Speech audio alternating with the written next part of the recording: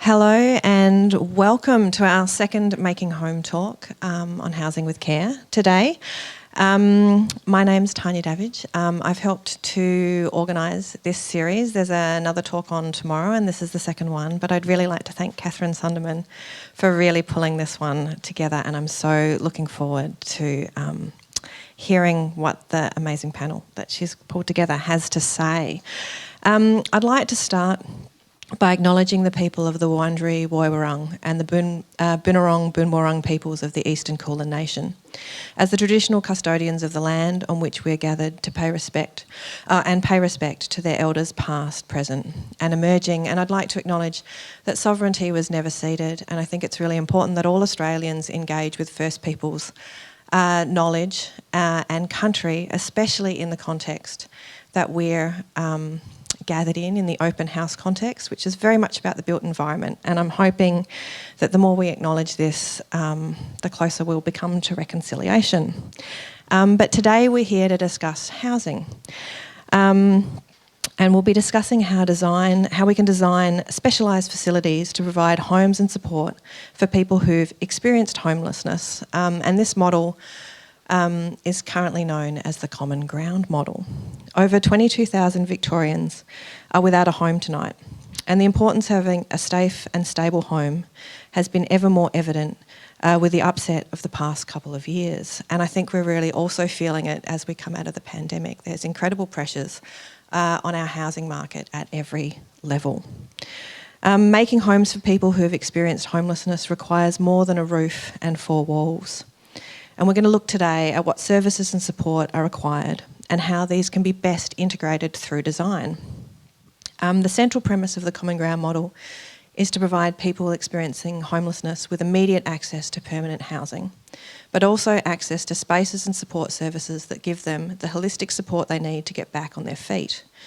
These supporting spaces and services include health and mental health facilities, and other kinds of communal spaces such as cafes, kitchens, common rooms and gyms. So today we'll be discussing Common Ground models, but we're going to start by focusing on Ozanam House. And so with that, I will hand you over to Katherine, who's going to chair, who's firstly going to introduce each speaker and then who will be chairing the discussion today. Thank you.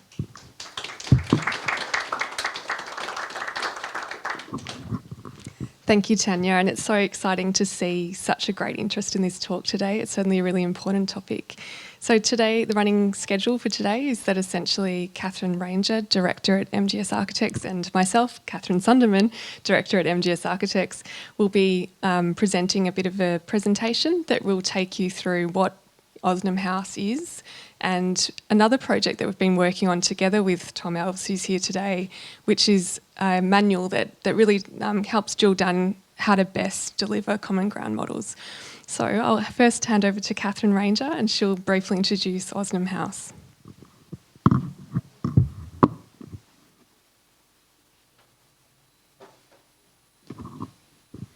Thank you, Katherine, and thanks, Tanya. It's quite a privilege to speak to you about Ozanam House today. It's a project that was a first for our office and a first for Australia and the Southern Hemisphere. So it's an exciting model that I think is just the beginning. So the work of Frederick Osnam was based on justice and kindness and giving every person the right to respect and dignity, and that's something that this Ozanam House aims to do.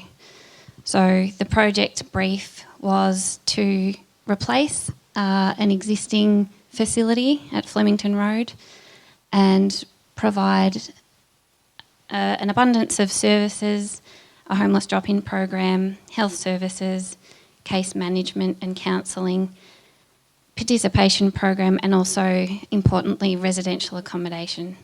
So the accommodation component was to consist of crisis care accommodation, medium and supported long stay accommodation. with a total of 134 beds.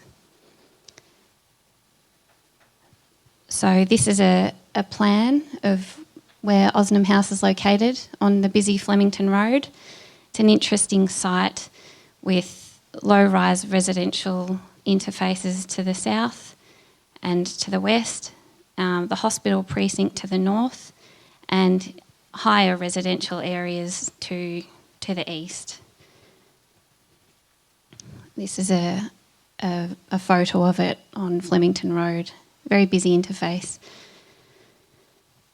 So one of the driving parts of designing Osnam House was to create as much as possible, a visible and welcoming entry, something that balanced privacy, but it was also very inviting.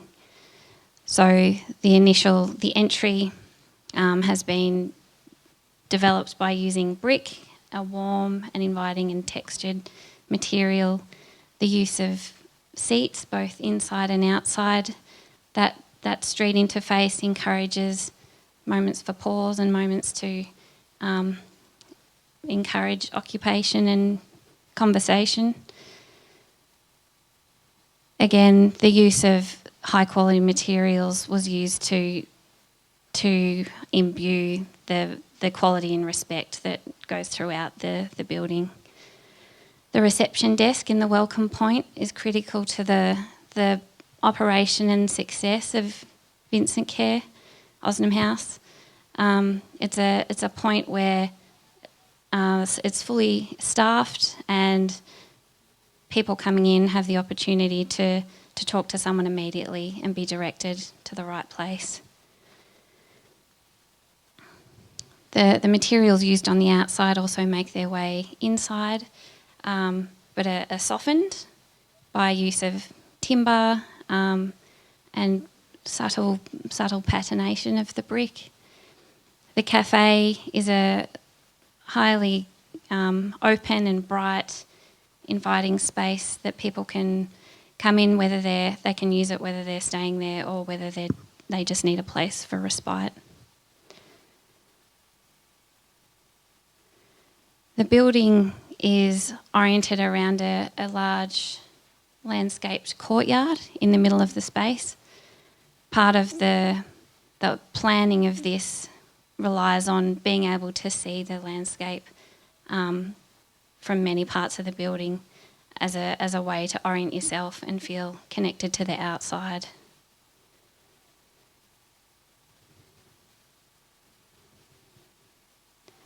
The dining space caters for a large number of people, both living at Osnam House and also drop-in meal service. And also the wraparound health clinic provides the full array of medical and health supportive services.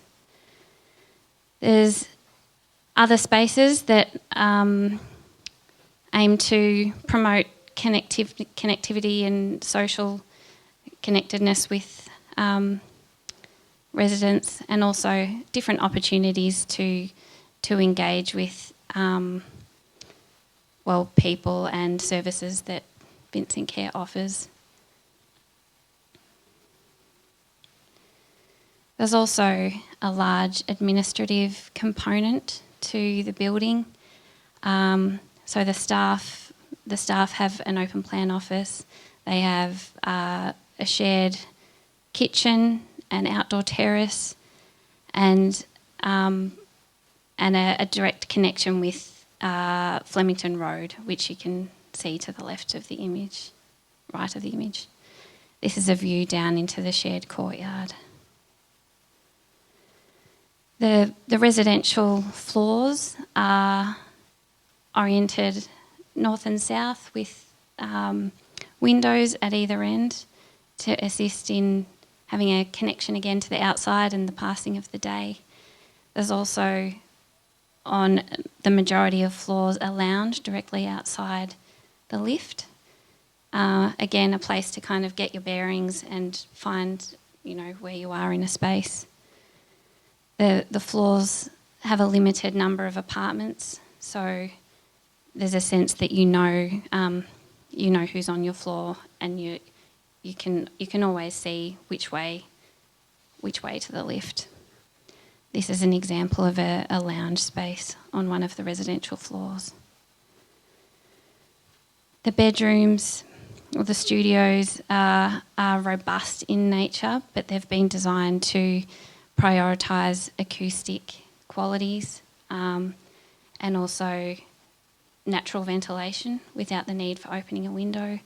So the spaces are as quiet and as calm as possible. There's elements of timber and warmer materials which help to alleviate the I guess pretty robust nature of the light fittings and the flooring. The long-term residential component has a separate entry, which is designed much like a typical apartment building. It's got mailboxes, its own address, and its own lift lobby. Just to, I guess, reiterate that it is just like any typical apartment building.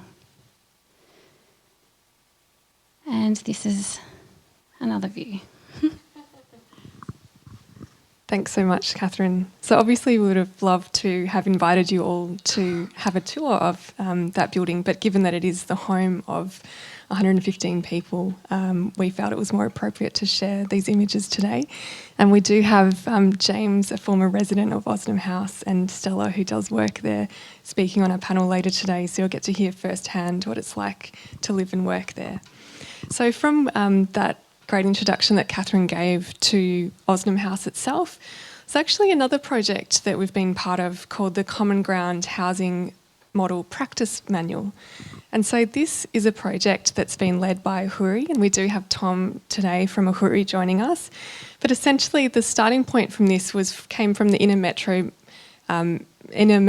Metropolitan Partnership, which is actually a group of City of Melbourne, City of Yarra and City of Port Phillip that came together and said, do we want these to be standalone projects that go ahead and they build the project and then move on and someone else has a go and there's not really shared learnings? Or do we want to actually try and distill what's important about the design and delivery of these places into a manual to actually help others have a better go at actually producing these same projects? So it's this really exciting piece of research that AHURI have led with the help of MGS Architects and Mind. And I think for a bit of context, I'm sure most people in this room will know that homelessness is more than just rough sleeping. That's kind of the typical media understanding of what homelessness is. But as you can see from this graph here, that there's a variety of different ways that people might be homeless, whether it's living in temporary accommodation, whether it's in a boarding house, in severely crowded dwellings, or in supported accommodation from the homelessness. So there's actually quite a lot of different ways that people can experience homelessness. And I think, as Tanya mentioned earlier, we just know more than ever the importance of having a home after the last few years and the need to actually provide people firstly with a home, but then additionally with the support that they need to get back on their feet. And so there's some terms that we've been using. Housing first is a term that comes from the US, and it's really a model of, as the name suggests, thinking you should provide someone with a home first before you give them broader support. And it sounds really obvious, but historically that wasn't actually the common model. Commonly, especially in the US, there was this idea that you somehow had to work your way up to being, worthy of a home. And so there were these various kind of checkpoints you needed to get through to get to that point. And I think the common thinking today is really, no, you do need a home first. And Common Ground is specifically a supportive housing model where you have a group of people who've experienced homelessness living together, but given the support that they need in terms of mental health support, special activities, health support, etc., common spaces. And so, as I mentioned before, we worked together with AHURI on this manual, and it's really first mapping out all the stages that you need to go through in order to deliver one of these models. But the bit we're focusing on today is really that bit down the bottom, which is the kind of building design and performance. Like, what are the main points that you need to do to consider when you're designing a project like this? And we're lucky enough to speak to a number of different people that are delivering or living in these types of housing, such as example from Camperdown Common Ground in Sydney. So looking not only at Ozanam House, but many other projects where they've delivered this type of housing. And through that research, we were able to really distill down 4 main elements of what makes these projects successful. The first is around access, security, and safety. And this is, and I know that I'm sure Jaymes will talk more about this today, it's just so important for people who've experienced homelessness. They might have anxiety, they might have PTSD. And like this example from the quote of a resident of Ozanam House, you need to know that there's more than one exit available to you. You need to know that you can safely and clearly find your way through the building in case that you encounter someone that you don't really want to talk to that day, like that you've had previous issues with or that you feel unsafe. So that kind of idea of clear lines of sight, being able to find your way through, but also having a space that helps you feel safe and secure. And it's interesting, in some of our sessions we asked people with lived experience, well, what does make you feel safe? And I somehow was expecting that would mean, having a concierge or something like that. And they said, no, actually, what makes me feel safe is when I walk into a space and I see that there's an Aboriginal flag there, or that I see that there's a LGBTI flag. And so knowing that this is a safe space where I'm going to be cared for. And so also another key element is that connection to community identity. So a lot of this building is in some ways an institutional building. These buildings, they're health facilities, they're people's workplaces. How can we make them feel like it's your home as well? And so having that ability to create a community within it and feel a connection to the place, to be able to have your own self-expression and identity in terms of how your place is. And I know that Katherine will talk more about that today, that kind of challenge between having a place that's really robust but also something that feels like home as well. The third element is about designing for wellbeing, and all types of housing need this, right? We know that we need natural light, ventilation, we need views onto nature, but it's not a given in the housing that we deliver today. And it's even more important if you're someone who does have anxiety, because it's proven that having that access to nature can actually help with that. And so I love this quote here from a resident, that they're overwhelmed by how great this place is, that they feel more relaxed, more calm and comfortable. It's better than a hotel. I love that quote. And the final point is about environmental performance and longevity.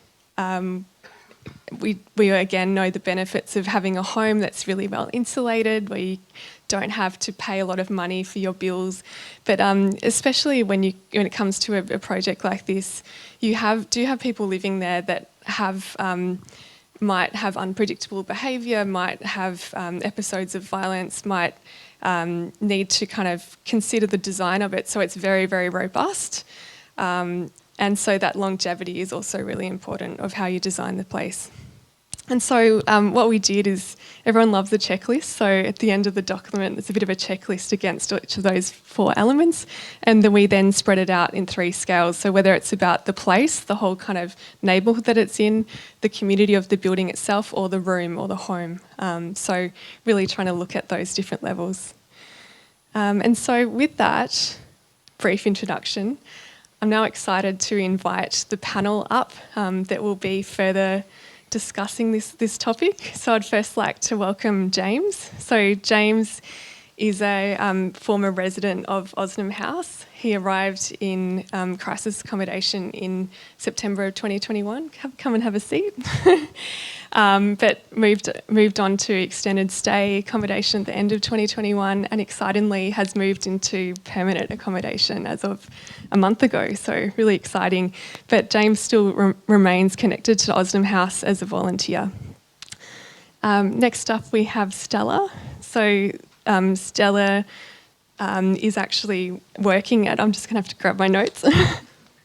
Stella Ganino is acting manager of coordination, engagement and participation at VincentCare. So she has been working at Ozanam House for the last 3 years and in the homelessness sector for the last 5 years. Next up, we've got Tom Alves. So Tom Alves is the Head of Development at AHURI. So I didn't introduce AHURI previously, but AHURI stands for the Australian Housing and Urban Research Institute, and I'm sure Tom can elaborate further on what they do, but they do incredible research, as the name would suggest, around housing, but also cities. And so it's the first place that I look if I want to know more about affordable housing and different types of housing. And finally, I'll invite Katherine Rainzer. So Katherine Rainzer is a director at MGS Architects and has a very strong design-led approach and a real specialty in social and affordable housing, and has been working in that sector for, I would say, over a decade. Great, thank you. I will come and take a seat as the chair, and I look forward to getting into it.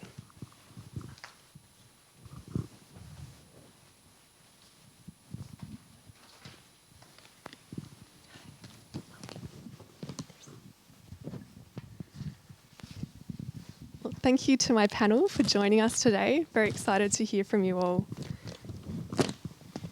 I wanted to kick off perhaps with you, Tom. What is unique about common ground models, and why is it important that how do they fit within the spectrum of different types of housing to support people who've experienced homelessness? Thanks, Katherine. Excuse me. Thank you, and thank you for those presentations to set the scene here today. Common ground is part of, I guess, a whole ecosystem of responses to homelessness and also, I guess, housing solutions. In Australia, most housing is provided by the market and through the market and allocated to households by market mechanisms, and that's great for people who have some capacity to operate in a marketplace and compete there, but for a large number of people that is actually not very helpful. And ultimately housing does need to be provided to people who for whatever reason can't participate actively in the market, and that's a lot of people. We're not talking about a minority, a tiny minority here. We're talking about a range of people who require, I guess, some intervention to enable the housing system to work better, to actually meet their needs. A growing number and a quite diverse range of people. And so, we need, obviously, social housing. We need housing that suits different cohorts of people. And common ground is a type of housing that, as you've outlined, is really looking at providing for people who either have been sleeping rough or have been at risk of that, and providing housing that is under that housing first model, first of all, permanent.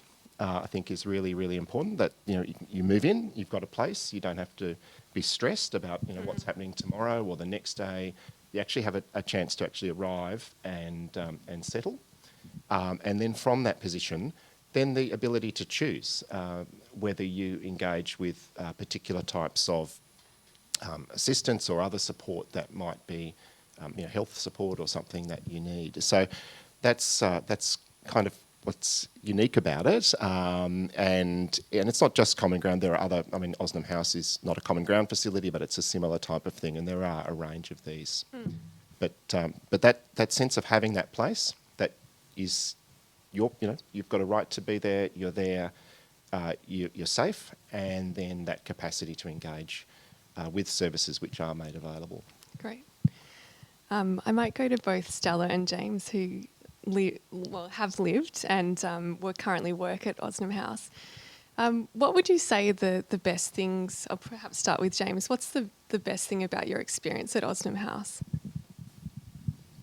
That's a very difficult question to answer. But engaging in activities was incredible. And as you said, when you arrive somewhere and it's like, all right, this is your space, you can relax and be sure that your stuff's there and it's no one's coming to take it and it's fine, everything's cool. And then volunteering. So I couldn't narrow it down other than those. What sort of things did you do or are you doing with volunteering? I get to work in the cafe.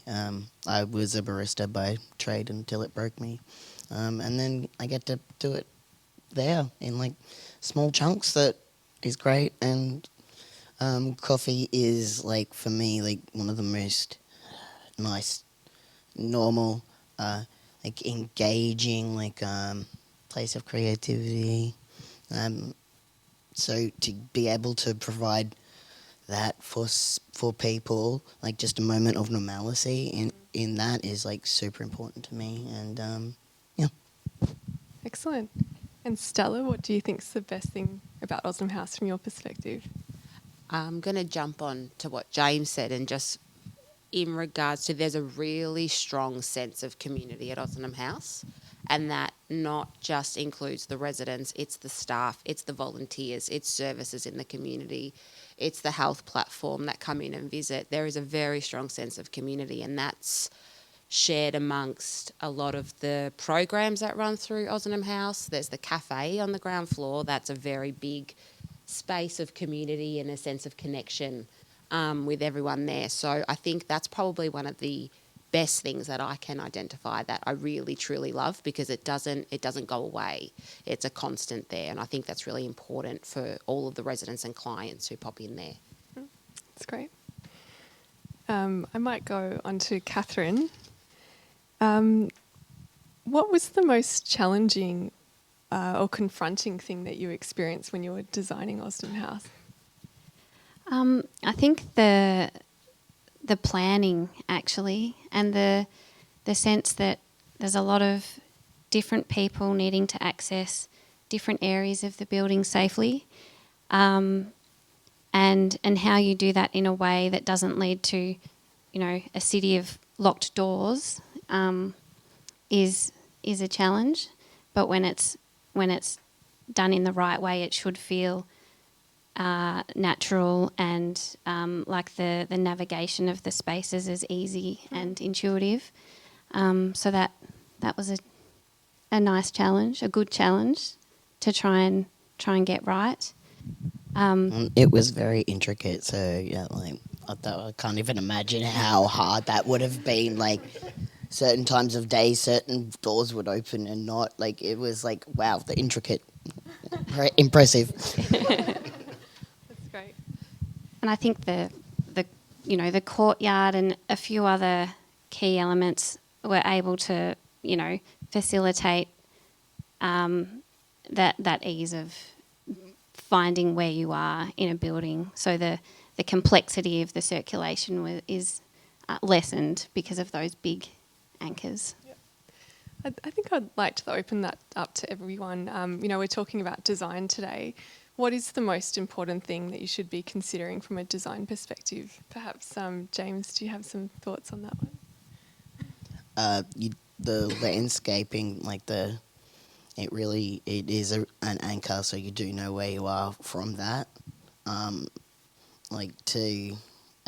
the wellness factor of being able to I was there for pretty much a year, so there were trees that when I arrived were barren, and I got to see them, sprout leaves, and then eventually they were starting to fall as I was leaving. So it was a great way to mark time, and yeah, it was really good. Anything from your perspective, Stella? Like Jaymes said, the outdoor spaces are really important, as we know, for health and well-being and your mindset. That's huge. But I also have to say the communal spaces, keeping spaces open, floor to ceiling windows, really encouraging that connectiveness with residents and clients alike. But those communal spaces as well, where residents can come in and really take ownership of them, and not feel like they are a stranger in a shared space, but actually be connected in that space. Yeah. That's great. Tom? Can I just say, I think it's what's great is when buildings are designed for the people who actually live in them and actually are designed to address their needs as humans and as you say, those outlooks, those open spaces and those, the greenery and natural light, all that sort of thing. Common ground facilities, Osnam House, these are effectively apartment buildings in some manner of speaking. They're certainly medium or higher density types of dwellings, and yet when those are designed normally, it's a design process not necessarily thinking or putting at the centre of that process the person who's going to live there, but rather, how to actually, develop this site to get, the best sort of return on that investment and that kind of thing, and almost incidentally designing for the resident, whereas this is a great opportunity to actually start with the resident and also as a workplace and treat it as a proper design exercise. I think that's a really good opportunity. It's such a good point, and I think it's something as designers, certainly I live in an apartment building. I can probably design an apartment building with a good understanding of what people need from that. But if you're designing for someone who's experienced homelessness, it's so important that they're part of that design process. Do you have, perhaps Jaymes and Stella, do you have any examples of things that should be considered that might be particular to people who've experienced homelessness? Probably the heightened sense of, as you were saying, anxiety and PTSD and a whole list of other letters that come along with the territory of either how you got there or as a result of being there, impacted. Safety and communication,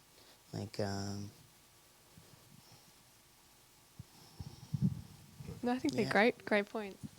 And just like Jaymes said, that safety, and very much also as to what you mentioned earlier in your presentation, for a lot of people who are experiencing homelessness, safety, will definitely mean security and knowing that they feel a sense of safety in where they're staying, but having those really important flags on display at the point of entry, so they know upon entry that this is a safe space. They can speak openly to people that are there and they won't be judged for it. That's really, really important. That was something that we got really strong feedback on when we first opened Ozanam House and knew that that was something that we needed to implement there. Yeah, everybody there is very I'm allowed to celebrate my culture, and we're like, yeah, you are, yeah, and it's like, where's your flag? Sometimes there's massive language barriers between people, and that's a really good reference point of where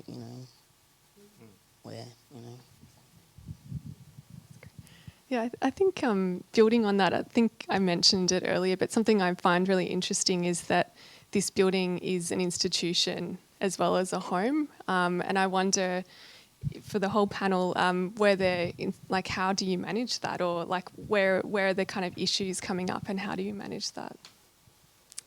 Stella? Look, one really big challenge is, Ozanam House is a very popular site. There are a lot of services that come in and visit residents there. We have, as you know, a large number of people who live on site. So with that comes visiting GPs, visiting nurses, visiting services to assist them. Sharing those spaces, it's difficult for residents to share some spaces, but it's also difficult for staff and services to share those spaces equally. We're all trying to provide a really thorough, in-depth service to our clients and our residents to ensure they feel supported, but sharing that amongst all of the external services that do visit Ozanam House can sometimes be very challenging.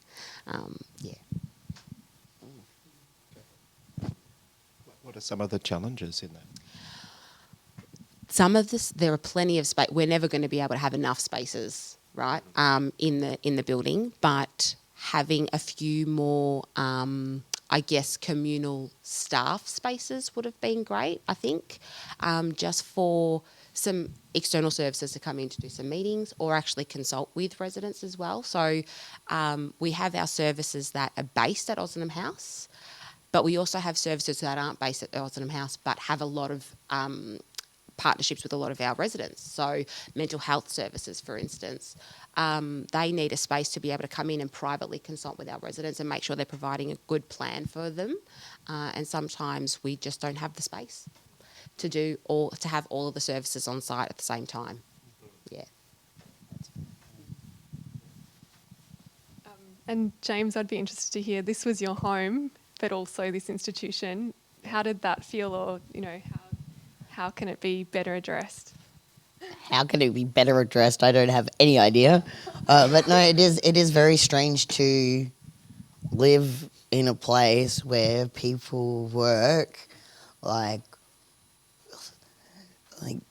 and having these communal areas, which is like really fantastic because you live in a studio. So like someone like myself, I don't like to leave the house a lot, and so downstairs it's an extension of my living room. Like that means, you know, I get to go to a completely different space it's my space, but it's connected. But I'm out in the world with 100 other people trying to be in my lounge room while somebody's at work, and it is very, very strange. But yeah, you are right that more spaces, like there are places that you can go, like they have the clinic rooms and then they have like the meeting rooms, but if there were more spaces, like it's really hard to have a very generic room that everybody can use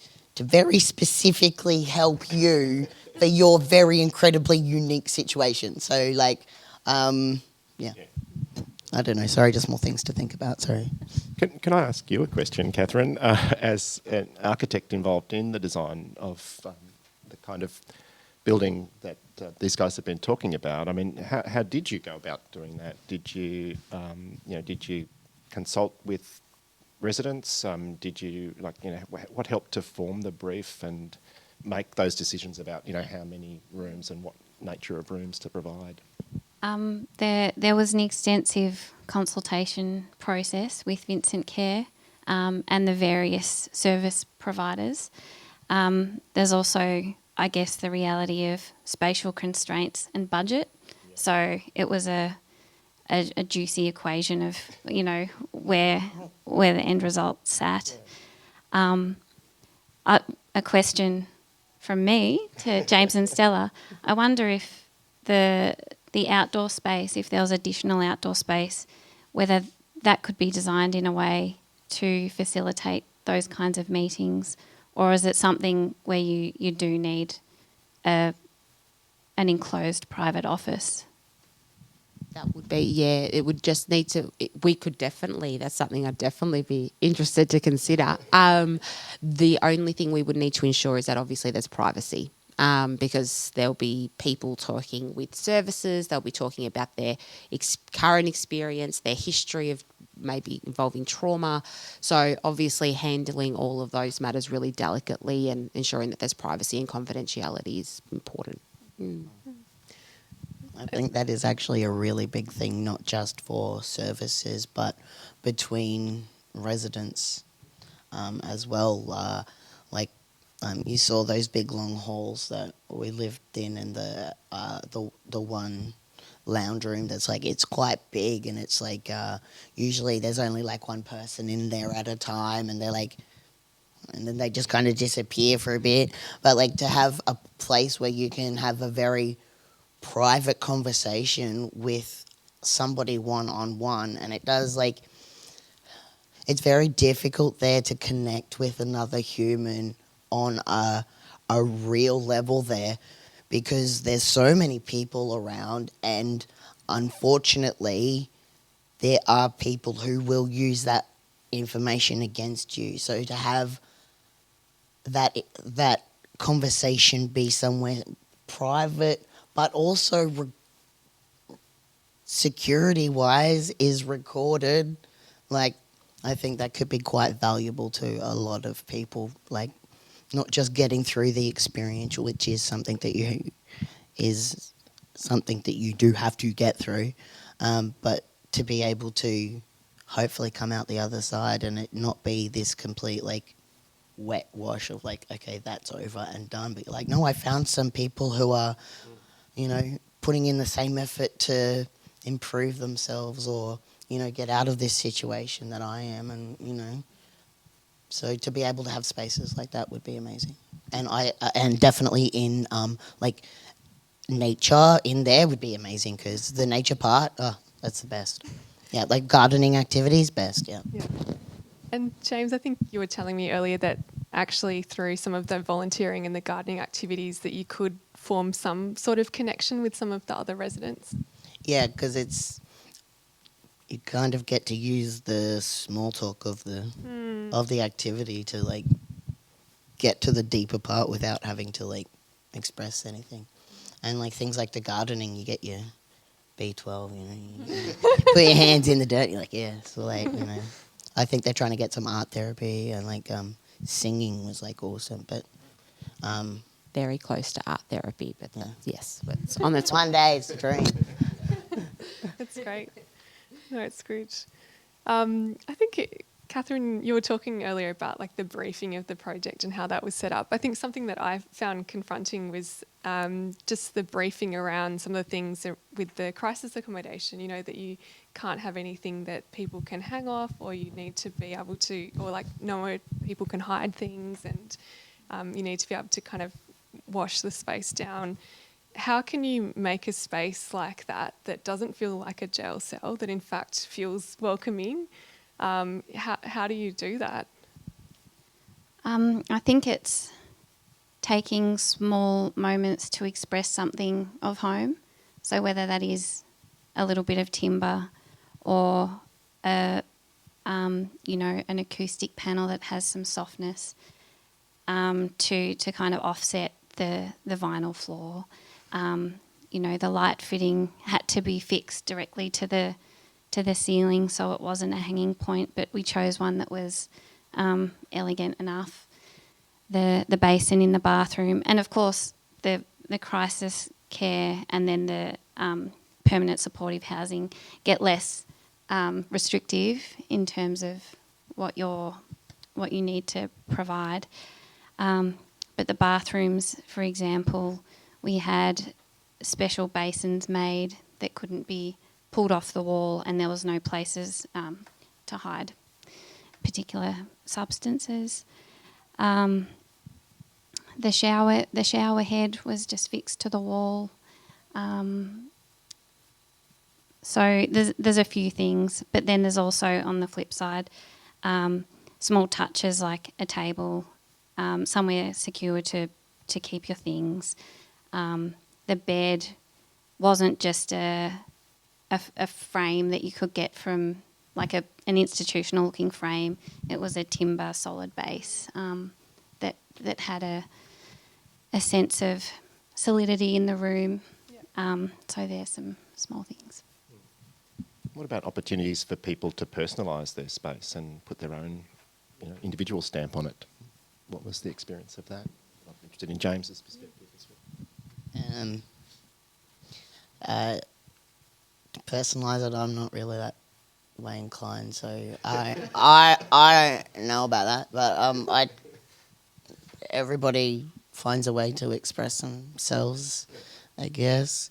But yeah, like the room that I was in last on the extended stay, I don't know what you called that though. Yeah, I had a kitchen as well, a kitchenette. Forgot what I was saying. You didn't.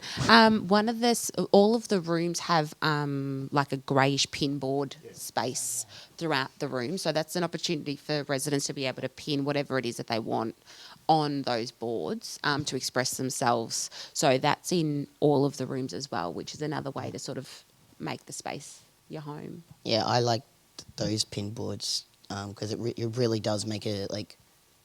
It does make it soft. It does, and like, because there's like concrete, and then there's that, so it's like different textures, and like I would never think to pin that. Like I did. I'm like, can I pin something to that? I'm like, no, it's fine. And like, but you know, it was like, the bed was solid and in the middle, so it was like the room is like centered around sleep. Like You're here, sleep's good. Great. Well, I've got one question for the panel before we open up to the audience. So everyone have a think about what your question is. But as a final question, if you were speaking to someone who was looking to design a project like this, what would be the number one thing that they should be considering?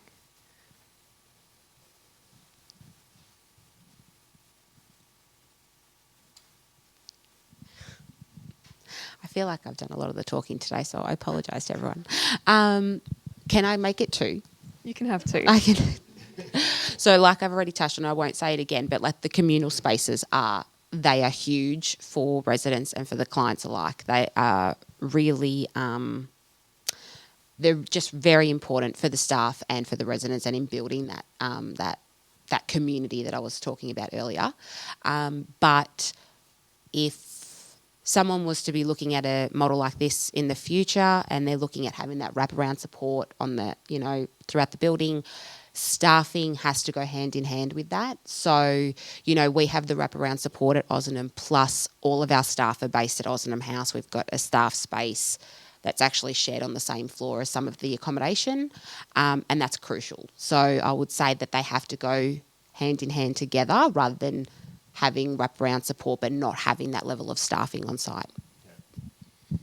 One of the things that we learnt in doing the research for the manual, and which we've also seen in other projects that we're evaluating elsewhere, is that that the concierge service, so that front desk role, is really, really core to the success of these sorts of congregate living environments. Just having that, I guess, the safety and security of a permanent, so they have to be manned constantly, but that having that permanent presence at the entrance has, we've heard, been really important for residents in terms of being able to feel that they're safe and that there's also someone there, and then also for staff too, it's I think really important. And in fact, through the night, often it is just those people on the desk who are there, but that they do serve an important role. Yeah, it has nothing to do with architecture, but the staff are so vital. Like, if it's not adequately staffed, it's like, I'm sorry, you didn't seem to pre-schedule your emotional breakdown. Like, I'm sorry you're having like traumatic flashback, but can you come back in an hour? Like, it's, so yeah, it has nothing to do with architecture, unless I don't know. But I do think the architecture can help that by providing, by actually, in terms of the fact that we know that that's so important, the architecture can reflect that and also support that happening. Exactly. Well, And I think that was something that I learnt from working on that manual, was that it was, sure, design's important, but the service model was just as important in that document. So it was, how is it actually managed? And then you start with that, and then the design can come afterwards. Katherine, what should we be taking off with this? It's been mentioned at various points today, but landscape and connection to landscape, and potentially more larger variety of landscapes, garden rooms, and also prioritising a certain generosity of space. So corridors are a little bit wider. There's the opportunity for natural light in every space, so you can orientate yourself. And also the space required for a complex connection of access.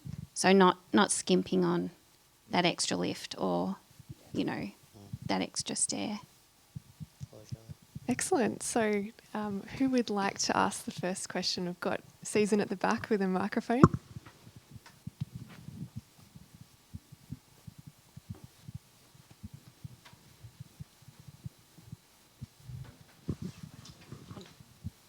We've got one here, but you can ask a question, Tanya. That's all right. I just wanted to know a little bit more about the rooms. You touched on it, Katherine, but could you talk about the palette, and maybe was there any idea of individualising them or materiality? We had 2 colour schemes happening for each of the 3 tiers of accommodation. In general, it was a fairly neutral palette, so we had concrete ceilings where possible, a vinyl floor by nature of having to easily clean it, but then trying to use a bit of colour and texture with timber and 1 or 2, not too in-your-face colours, but enough to, I guess, imbue a little bit of vibrancy or life in those units. There's the pin board and wall space to blue tack stuff, but otherwise it was just maybe some deep sills where you could put some objects. But otherwise they were fairly tightly planned rooms. But I think with enough space to have enough of your belongings to feel like it's your space. Were they all the same size, or are they? And what was that size? Steve in the audience might be able to help me here. I think the studios were probably 19, 20 square metres. The medium term, let's say 30, 32. And the apartments, let's say 54. something around that.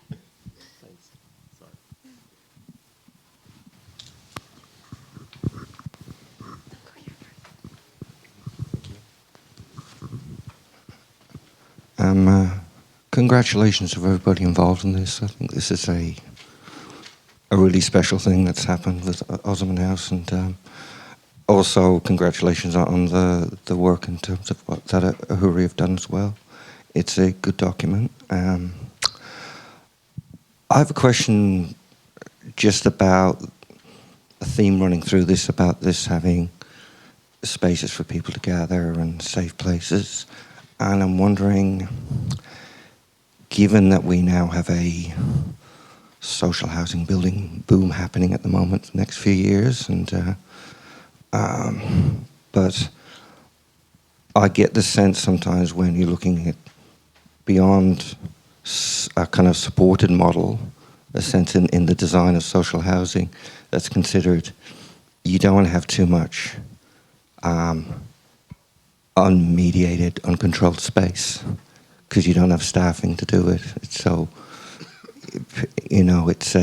there's maybe a bit of a resistance in design to those kind of spaces without kind of, staffing or security. I'm just wondering if you have any thoughts on that.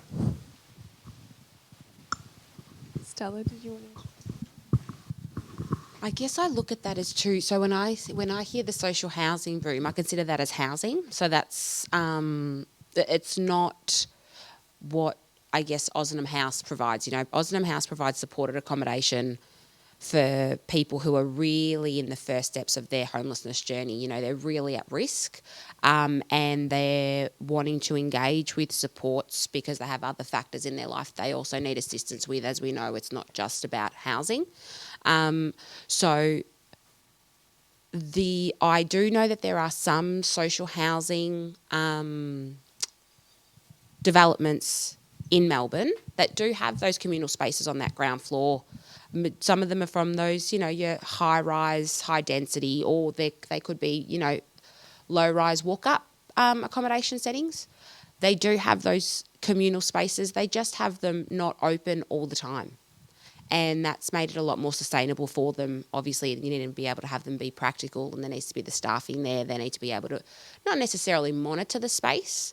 We don't, at Ozanam House, we don't monitor the shared spaces. Those shared spaces are designed so that our residents can sort of take ownership of them and make them, an add-on to the home at Osnam.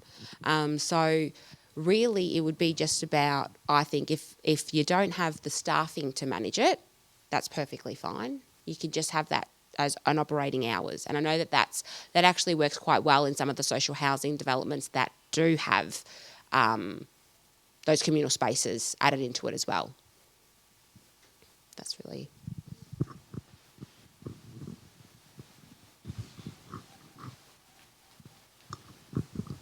Thank you so much for sharing. That was really, really fascinating and really important work, so thank you so much. This isn't really a built environment question, so I hope that's okay, but I'm wondering how people find their way into Ozanam House. How do they get accepted? And how do they move through, the different tiers from short-term acute, mid-term, long-term through to permanent housing? And how does their support, the support model really change and evolve for that person throughout? That's another one for me. So to access Ozanam House is there's a wait list, unfortunately, to get into Ozanam. As I'm sure you can imagine, we just don't have enough rooms to help every single person. So to access Ozanam, you need to have a referral placed. You can do that at any of the crisis points, the homelessness services within Melbourne.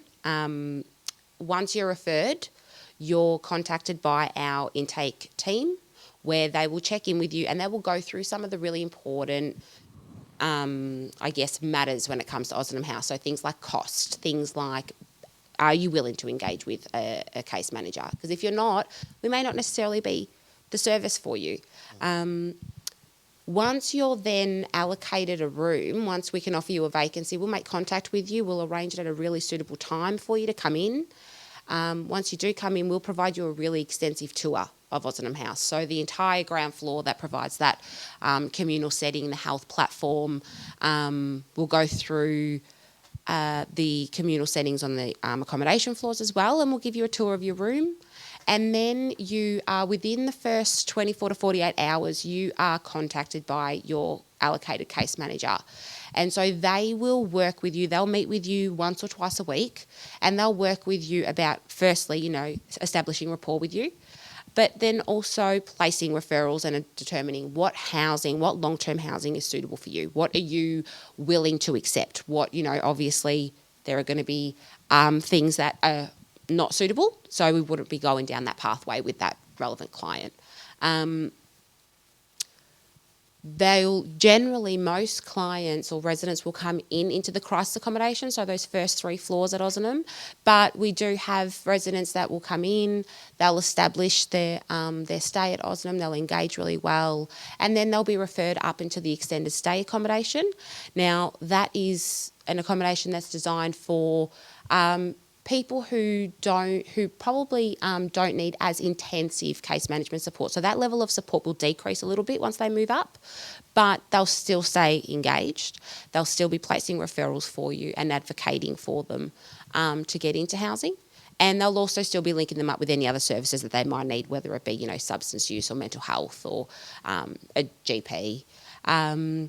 And the long-term housing is at the very top. So that's for people over the age of 55 or over the age of 50 if they identify as Aboriginal or Torres Strait Islander. So that won't always be an option for all of our clients, obviously, because there's the age restriction on it. You also need to be supported by an aged care package or one of our internal aged services.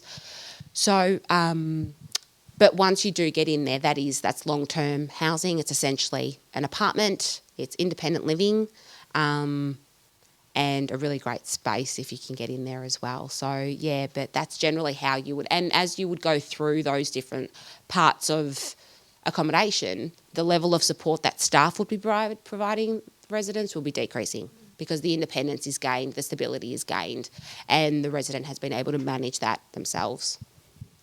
I'd be interested in your perspective, Jaymes, because you've been through the process to some degree. How did it change throughout, or what was the process of going through the different stages? I don't know. I was in a hotel because I was sick. I'd been locked out of my home, and I was put on a waiting list. I got my referral through Unison. It wasn't that long. It was maybe 3 to 5 weeks. I'm not great with time. And yeah, you come into the crisis levels usually, and yeah, the first 48 to 72 hours, you don't know what's going on. They're telling you stuff. You're like, okay, I live here, yeah. My stuff stays? Yep, okay, great. Where do I eat? Yep, okay, great. And then, yeah, after, like, you get your key worker and they help you, like, fill in the gaps of, like, what it is that you're missing to be able to have the stable housing. Like, for me, it was like, I can't care for myself, so we just have to have some time elapse. And then, like, all right, how about you go upstairs? I'm like, all right.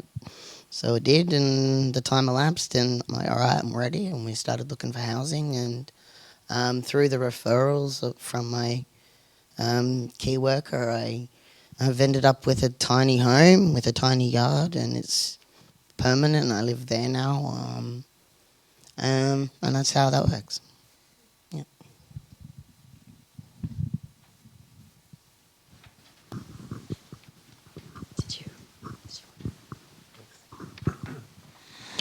Jaymes, I'm really interested, and thanks again for sharing your story today. But given your housing situation now, which is you're completely your own space, and as opposed to more communal living and those steps you've gone through, I'm really interested about obviously your experience. But do you think that communal living arrangement worked for you to get to this point?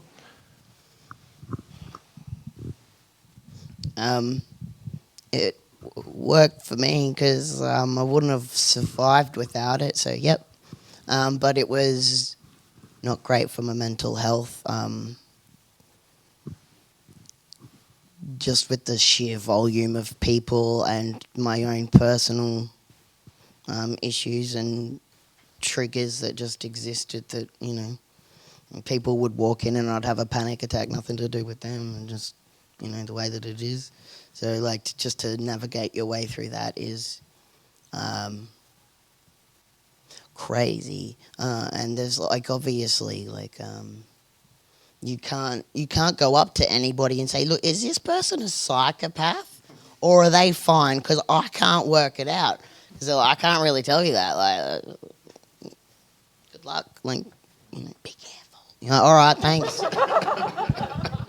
They're fine. You're like, all right, cool.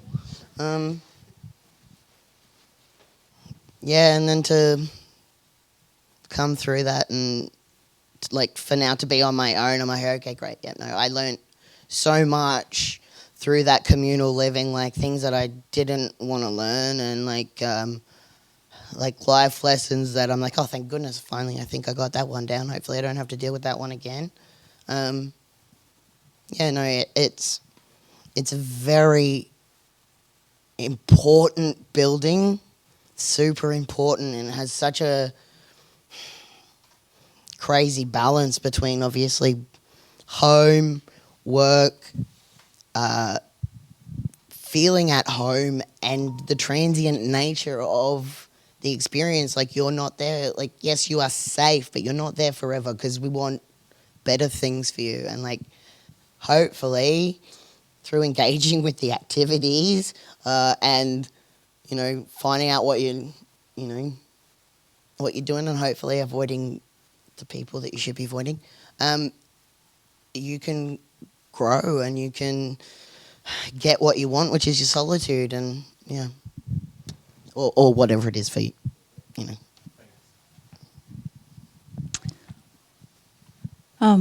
Hi, my name's Amanda, and I'm the CEO of Servants Community Housing, and we've been running a very basic common ground housing model for 36 years in repurposed aged care centres, and I'm sitting here absolutely green with envy, and just think it's absolutely fabulous. We used to take people from Ozanam House back before it was closed down, and this one was built. So I've got two questions. Where did you get the money to build it, and where are you getting the money to keep it going? Because I imagine that a facility of that size would take a lot of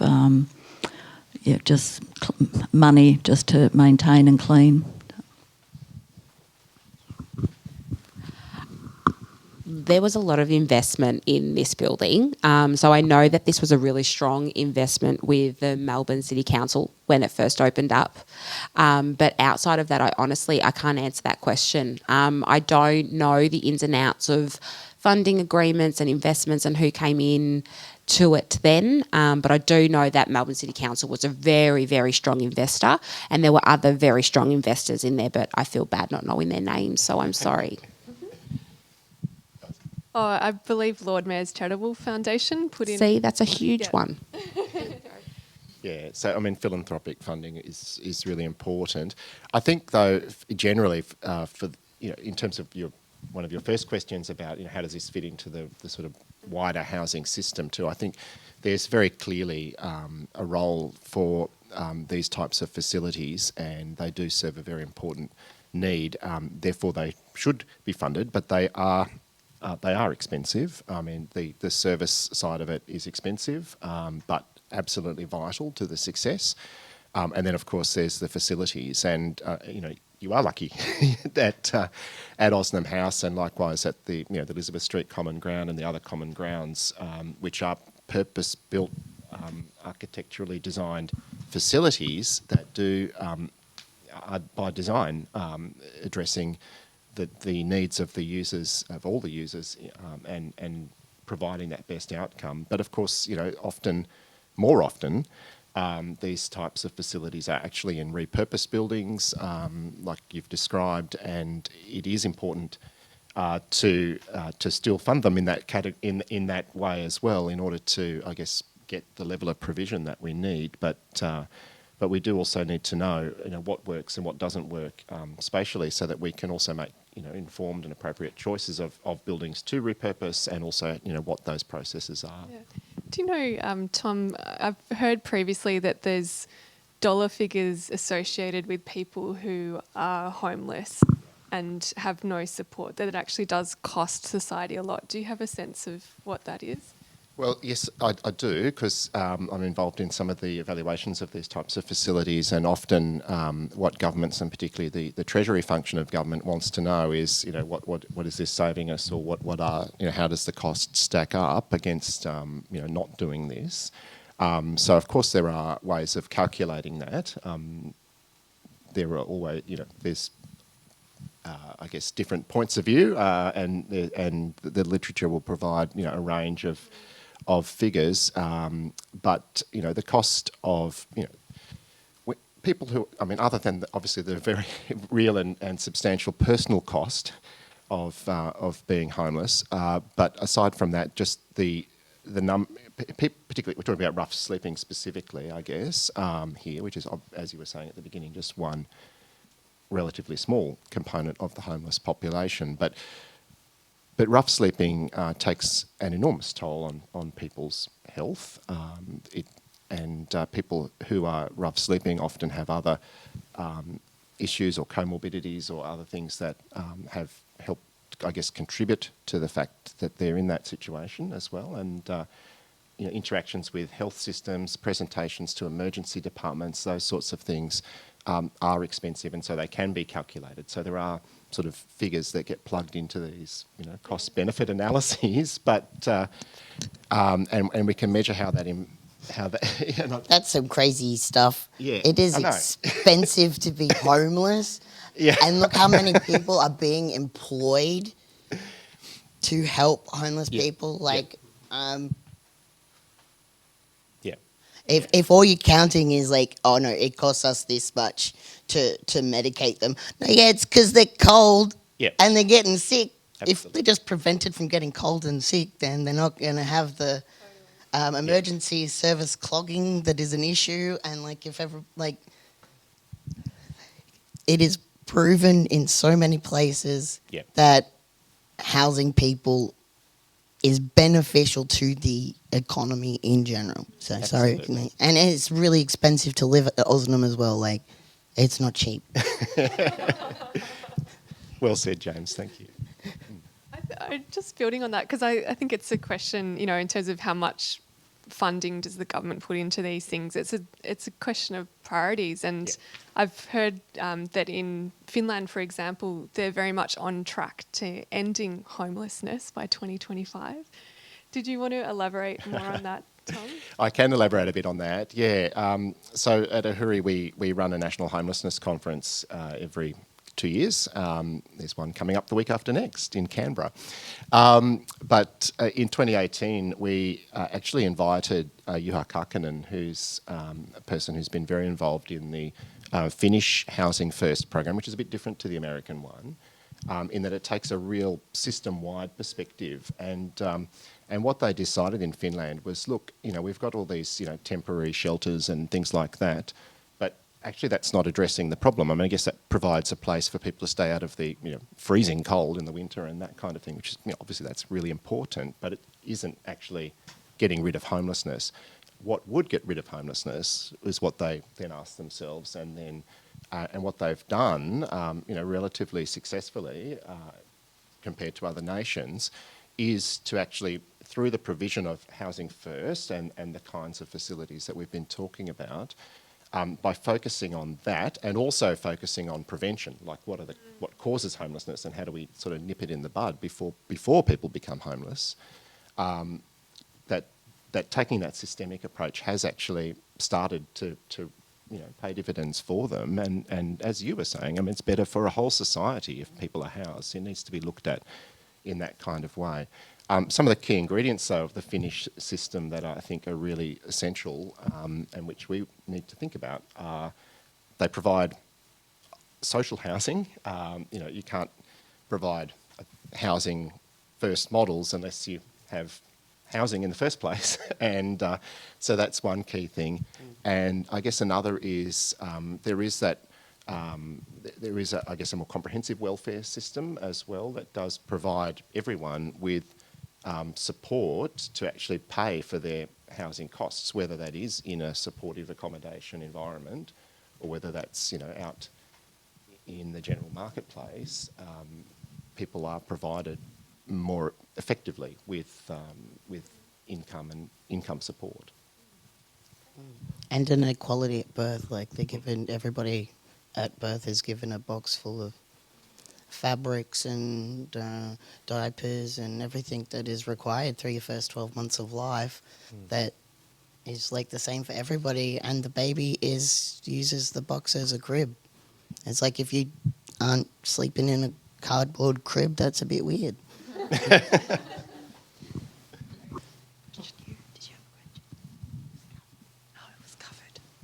Probably got time for one or two more questions. Thanks for the sharing. A quick one, just curious about during the COVID and even now the cases is increasing day by day. So any actions we do to protect the residents in the building? Thanks. Currently now, look, we have to work within obviously what the advice and guidance is. At the moment, we always encourage residents to wear masks, but it's completely their decision as to whether they do or they don't. We have cleaning that happens on the communal spaces at Ozanam House very, very regularly, and I'm talking, doors, desks, the cafe tables, all of those areas that are used that have got a lot of movement in and regular movement in. They're regularly cleaned and disinfected just to make sure that we're keeping everybody safe. Outside of that, we have signage around. Everybody is socially distant. At the moment, considering the high cases, staff have to wear surgical masks at all times.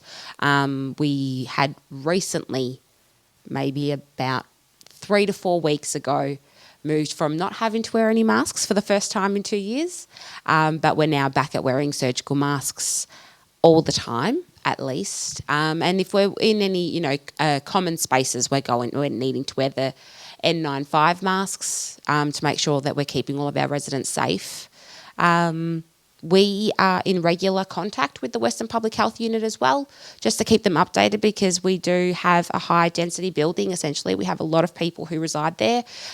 So we need to be mindful that we're keeping them informed and making sure that we're keeping everyone safe at all times from COVID, and really just limiting any potential of transmission there.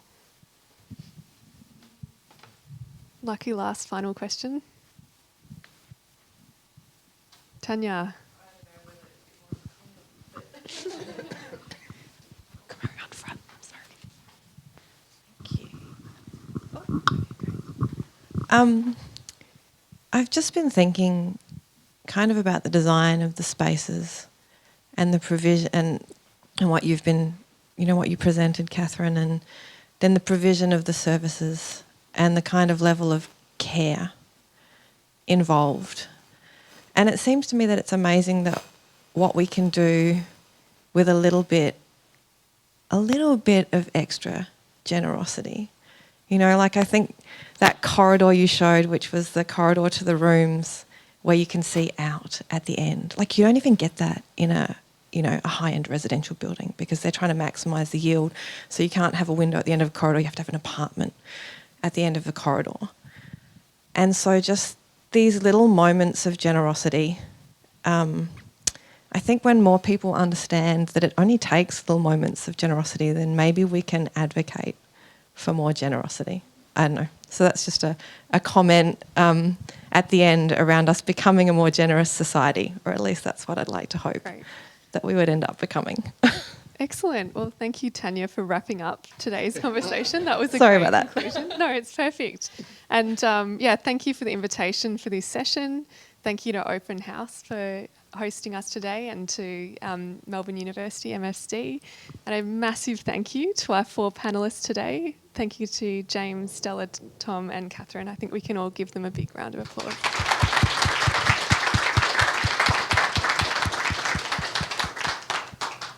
Great, that's it for today, but thank you for coming. Thanks, Katherine.